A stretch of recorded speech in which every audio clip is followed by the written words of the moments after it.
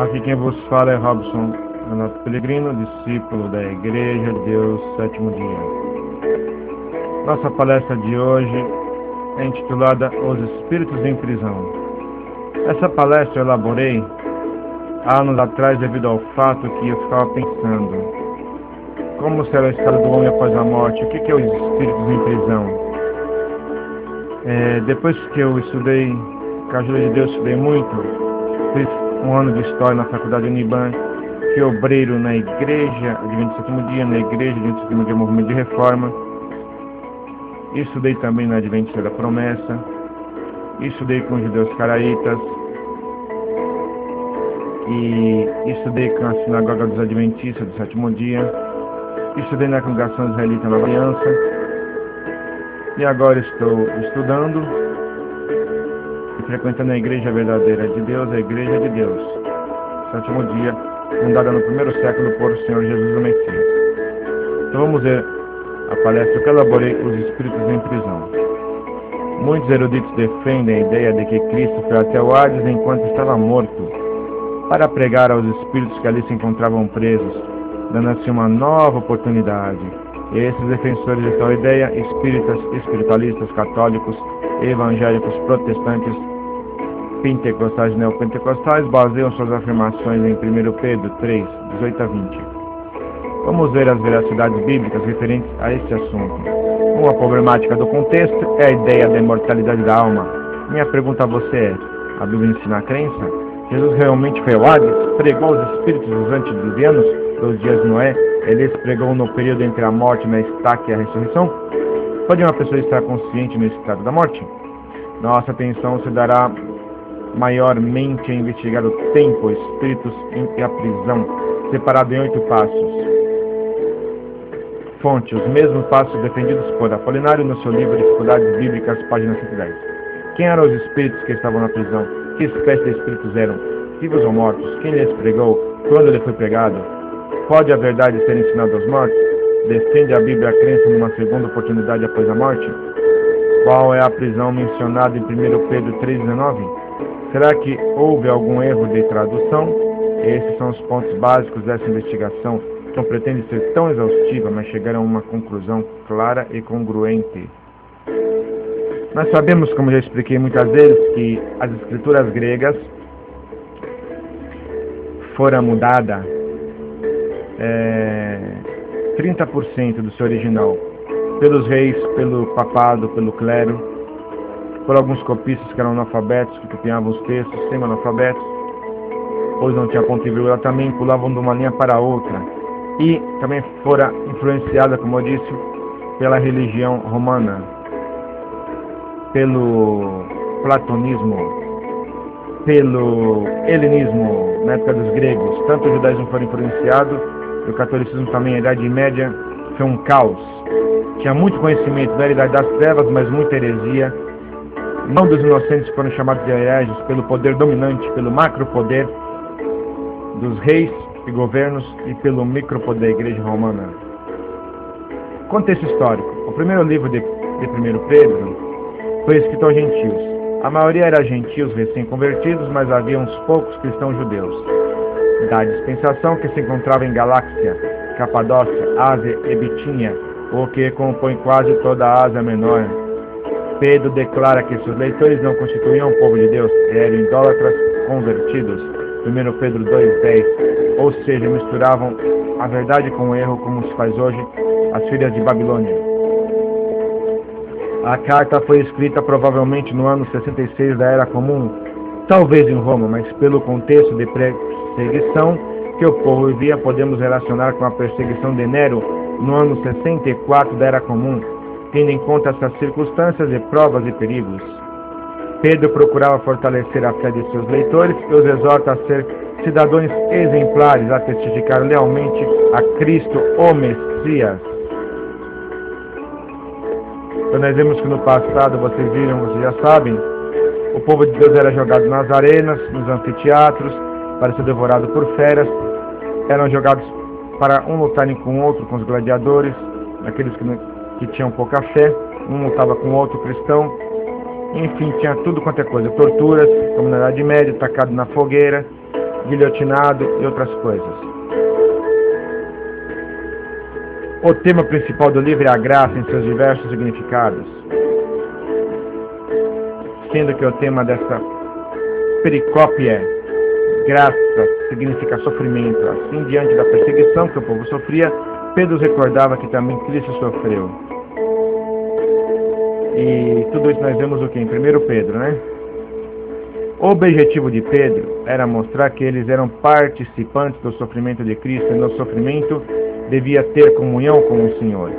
Esses recém-cristãos perseguidos sofriam por fazer o bem, sofria pela justiça, pela verdade das Escrituras. Em resposta à sua situação, Pedro lhe escreve: Cristo, também sendo justo, padeceu pelos injustos, para conduzir-nos a Yahvé Deus. 1 Pedro 3,18. No entanto, Yahvé Deus julgaria a todos segundo as suas obras. 1 Pedro 4,5. 1 Pedro 4,17 a 18. Apoio literário. Os espíritos encarcerados aparecem em 3 passagens das epístolas católicas e gerais. 1 Pedro 3, 18 a 22, 2 Pedro 2, 4 a 9 e Judas 5, 7. Para entender essas passagens difíceis é necessário ter em conta o contexto do Antigo Testamento das Escrituras hebraicas e a literatura intertestamental. De acordo com o livro pseudoepigráfico, Yahvé mandou encerrar os ímpios em uma escura prisão onde deviam encerrados por 70 gerações até o dia do juízo. Enoque 10. Depois disso, Enoque foi designado como que devia pronunciar o castigo dos anjos encarcerados por causa de sua conduta ímpia. Enoque 12. Ao ouvir a proclamação de Enoque, os anjos caídos se arrependeram e pediram a Enoque que apresentasse a Deus o pedido de que em sua misericórdia o perdoassem. Enoque 13.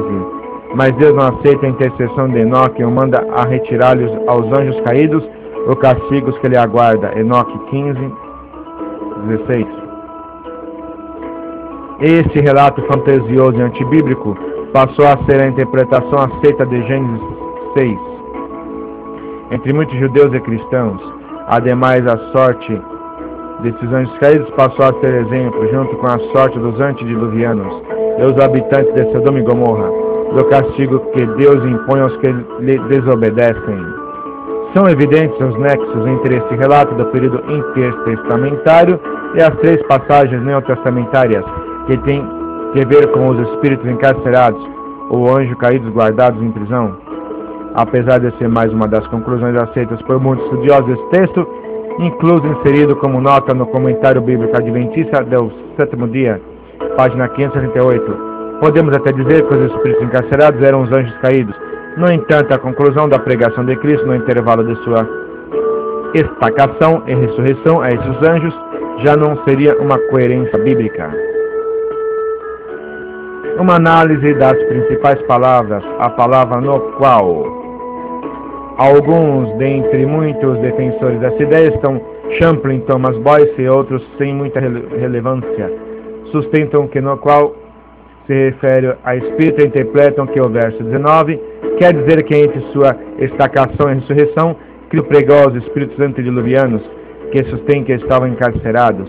Vejam as 3 linhas de pensamento sobre esta tradução. Na qual se refere a espírito, e o verso 19, significa que Cristo pegou os antediluvianos mediante o Espírito Santo por meio do ministério de Noé. 2.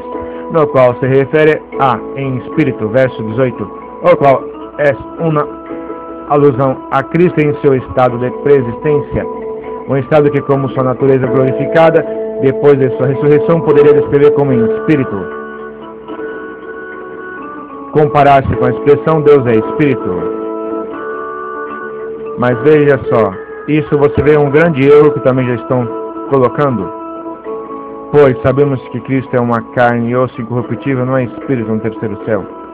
Cristo pregou aos antediluvianos enquanto se preparava a arca, antes de vir à terra, ou seja, durante sua existência. Hebreus 9:14. Essa ideia também é defendida pelo Comentário Bíblico Adventista, no entanto não é a sua conclusão final. Gleason Archer segue que é a mesma linha do raciocínio tal como Matthew Henry. 3.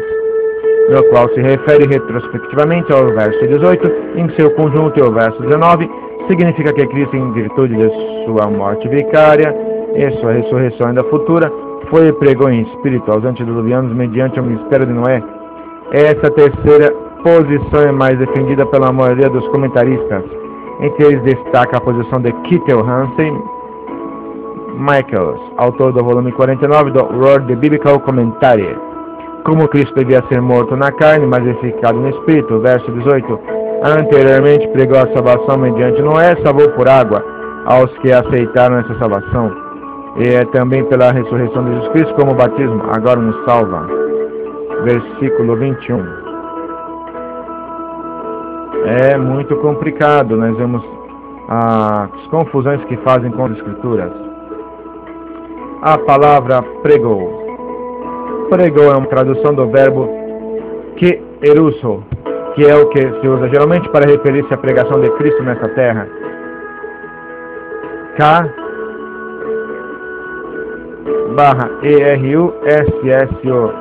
kerusso.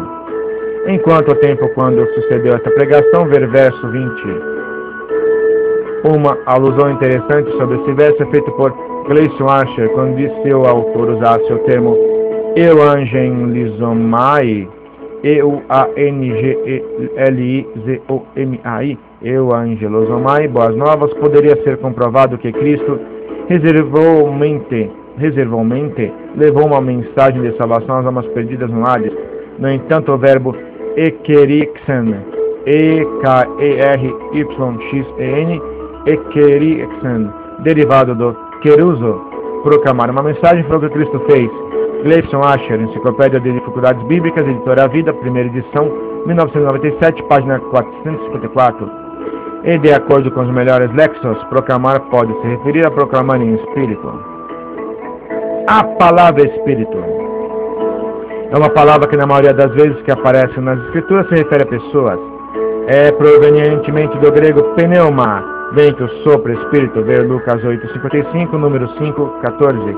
O sopro é uma das características distintivas dos seres viventes, mas aqui devido a um sino do que? Figura de retórica na qual uma parte de algo se torna como o todo pneuma, podendo significar pessoa. De acordo com 1 Coríntios 16:18, onde meu espírito significa eu, e Gálatas 6:18, 2 Timóteo 4:22 e outras passagens, donde vosso espírito, ou tu espírito significam vós, ou tu, Filipenses 4:23, Hebreus 12:9, 23, Números 16:22, 27. Números 16:22, perdão, Números 27:16. Portanto, esses espíritos podem ser considerados como seres humanos vivos. A primeira parte do verso 20, sem dúvida, os identifica como pessoas que viveram na terra imediatamente antes do dilúvio. Eram seres humanos vivos, tão certamente como foram as 8 almas, que é uma tradução da palavra Pessué, P-S-U-J-E, Pessué, do verso 20. São umas palavras menos complicadas que tem no grego. Há muitos que defendem o estado do homem consciente na morte, mas não aceitam a ideia do purgatório. Interessante, os evangélicos, os protestantes, neopentecostais, pentecostais aceitam o inferno, mas não aceitam o purgatório criado pela Igreja Católica. Qual a diferença? Tudo coisas hereges. Só a diferença do lugar para o outro. Tudo espiritismo. Como os espíritas pregam a macrocrosta sobre crosta e outras crostas, são 7 crostas, assim também o purgatório e o inferno é coisa de espírita. O que não é menos antibíblico do que uma segunda oportunidade para salvar-se. VVAA, Comentário Bíblico Adventista Del Sétimo Dia, tomo 7, página 587. Os que sustêm que Pedro está apoiando a crença na chamada imortalidade natural da alma devem também explicar por que Cristo favoreceu aos espíritos dos pecadores mortos no tempo de Noé e não deu a mesma oportunidade a outras gerações. As Escrituras ensinam claramente que os seres humanos devem aceitar a salvação nesta vida presente, porque seu tempo de graça pessoal termina com a morte. Ver Mateus 16:27, Lucas 16:26-31, Romanos 2:6, Hebreus 9:27, Ezequiel 18:24, Revelações, ou seja, Apocalipse 22:12. Então nós vemos que o que é a graça? A graça merecida de Cristo, a oportunidade de salvação, ela é enquanto estivermos vivos, depois que morremos, não tem mais oportunidade. Ou seja, também, enquanto estivermos vivos, se Jesus voltasse hoje, quando Ele voltar, não teremos mais oportunidade. Então não tem mais oportunidade depois da morte. Também ensinar claramente que os mortos estão inconscientes. Veja Salmo 146:4, Eclesiastes 9:5-6, Mateus 10:28, João 11:11, 1 Tessalonicenses 4:13, com Gênesis 2:7, Eclesiastes 12:7. Por tais razões, creio que esses espíritos são seres conscientes, desencarnados, capazes de ouvir e aceitar o Evangelho, espíritos por aí vagando no purgatório ou no inferno, contradiz muito evidentemente, sem comentário, contradiz muito as Escrituras. Argumentar que o povo dos dias de Noé não teve uma oportunidade razoável para salvar-se é ignorar o fato de que Noé foi um pregador da justiça nessa geração em mais de 100 anos, segundo Pedro 2,5, e que os antediluvianos recusaram a mensagem que Yahvé lhes enviou por meio de Moisés. Veja 1 Pedro 3,20. A paciência de Deus não haveria esperado nos dias de Noé, enquanto se preparava a arca? Veja o verso 20 de 1 Pedro 3. A menos que aqueles a quem Yahvé esperava tão pacientemente não haveria tido a oportunidade de crer e obedecer. VVAA, Comentário Bíblico Adventista del Sétimo Dia, tomo 7, página 587. Além desses fatos, o termo espírito somente é usado na Bíblia para quem está com vida. Hebreus 12, 22 e 23, números 27, 15 a 16, e nunca para os mortos. Diante dessas evidências, clareiam o nosso caminho para uma conclusão mais segura. A palavra prisão, provenientemente do grego enfulaco, enfulako, enfulaco, Colimbrau e Lothar Koenen, Dicionário Internacional de Teologia, Editora Vida Nova, segunda edição, 2000, volume 1, página 816. Na prisão, portanto, um lugar onde as pessoas estão detidas e vigiadas, uma prisão. O contexto deve determinar se Pedro fala literal ou em sentido figurado. Se entende literalmente, essa prisão seria um lugar onde as almas dos que são mortos, como alguns dizem que são os espíritos do verso 19, estão detidas até que seja decidida sua morte. Se entende essa prisão, se referia à condição espiritual dos espíritos que desobedeceram. O uso da palavra prisão geralmente se refere à liberdade da alma, da prisão do pecado. No Salmo 142:7, Davi suplicou que Yahvé tirasse a sua alma da prisão. Em Provérbios 5:22, nos afirma que a prisão que traz a alma prisioneira é a prisão da alma. Vê também Isaías 42:6 e 7, Isaías 61:1, Lucas 4:18. Assegura a prisão dos antediluvianos no cárcere do pecado é evidente por Gênesis 6:5 a 13. E pelo fato de que somente 8 pessoas escaparam dela, toda a família de Noé. 1 Pedro 3:20, ninguém mais aceitou. Somente Cristo pode libertar os homens de seus maus hábitos e desejos com os quais os encadeia Satã, Samael. Vemos então que os espíritos presos em prisão, almas, não fala na Bíblia que almas somos nós, os homens, espíritos são os homens, estão presos em prisão, é nós presos em pecado. Conclusão. Pelas evidências bíblicas e o contexto que envolve essa passagem e o seu significado, somos levados a chegar à conclusão de que Jesus, mesmo antes de sua encarnação humana, da sua existência humana, já estava preocupado com a salvação das almas. Por esse motivo, usou o Espírito Santo, que esse advertiu nos contemporâneos de Noé, por meio do próprio Noé, que foi chamado o pregador da justiça. Os espíritos dos antediluvianos, que estavam presos pela contaminação do pecado, necessitavam de uma oportunidade de liberdade antes de sua sentença. Por isso, Deus, por meio do Espírito Santo, capacitou Noé a levar uma sólida mensagem de oportunidade. A Bíblia não deve ser estudada isoladamente. Nesse caso, nenhum texto bíblico pode ser usado para comprovar o estado consciente dos mortos, ou uma segunda oportunidade dada por Cristo aos que em sã consciência já o rejeitaram. Então nós vemos que Cristo, antes dele vir em carne, se encarnar, Jesus, ele era a palavra de Deus, o verbo. Então, em matéria da palavra de Deus, as profecias, Cristo se preocupava em matéria das profecias com a redenção do homem, com a salvação. Então ele era a palavra de Deus, o verbo. Depois, a palavra de Deus, o verbo, a palavra que era oral escrita, se fez carne, Jesus nasceu, começou a existir como humano. Já na palavra, quando ele era palavra, ele se preocupava em matéria de profecia. Ele era palavra, ele existia como palavra, não como Jesus de verdade, um homem. Pois no princípio, nós vemos em Gênesis 1:1, criou Deus os céus e a terra. No princípio, Deus, só existia Deus e Yahvé na criação. E o Espírito Santo não são duas pessoas. O Espírito Santo, que é Deus, era o poder de Deus, é o poder de Deus, a força ativa, a energia. Então vou explicar bem claro. Deus, existia Deus somente, só Deus. O Espírito Santo é Deus, mas não duas pessoas, é o poder de Deus, a energia.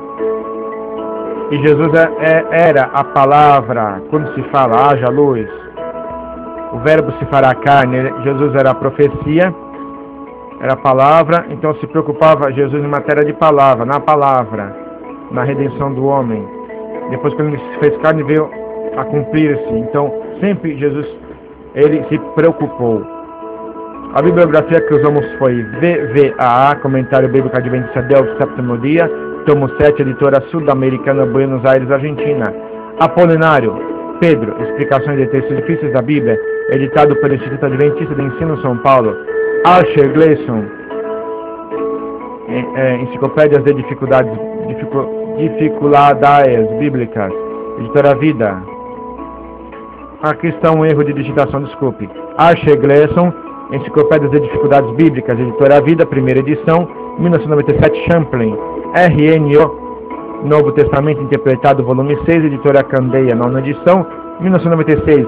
Hansen M. J. Word Bible, Common Works Public, Waco, Texas, primeira edição, 1998. Millennium R. 1 Pedro, editora Mundo. A paz convosco, a paz contigo. Espero que vocês tenham entendido. Então o que acontece? Nenhum espírito fica vagando por aí no inferno, no purgatório, que não existe. Que vocês veem, em outras palavras, traz que o inferno é a sepultura, ou será o lago de fogo quando Yahvé voltar pós-milênio, na segunda ressurreição dos mortos. Yahvé jogará fogo e enxofre em toda a terra, só Jerusalém não será queimada. Então isso é o inferno de fogo e enxofre, onde todos serão destruídos para sempre. Queimará eternamente, o que é?